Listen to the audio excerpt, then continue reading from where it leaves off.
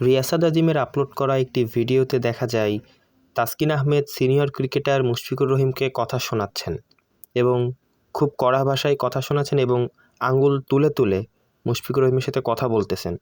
সেখানে তাসকিন বলেন, আপনিই দায়ী, আপনার জন্যই সব কিছু হয়েছে। তাসকিন রাগ করে উঠে চলে যান এবং মুশফিক তাসকিনকে বোঝানোর চেষ্টা করেন, কিন্তু তাসকিন না বুঝে চলে যান। পরবর্তীতে মুশফিক কারো একজনের সাথে ফোনে কথা বলেন। এদিকে ভিডিওর কমেন্টে একজন লিখেছেন, তাসকিন মনে হয় মুশফিককে গতকালকে যেতে বলেছিল, কিন্তু মুশফিক যেতে রাজি হয়নি কোয়াবের সম্মেলনে। আরও একজন কমেন্ট করেছেন, কিসের বিজ্ঞাপন এটা, নগদ নাকি বিকাশ? তো এখন এটা দুটো জিনিসে যে কোনো কিছু একটা হতে পারে।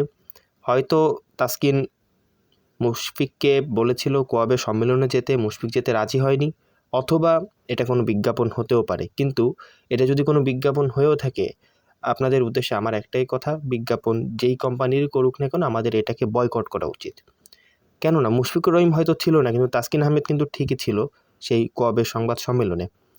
কোয়াবের সংবাদ সম্মেলনের কারণেই আমরা কিন্তু একজন সত্যবাদী একজন পরিচালককে কিন্তু হারালাম।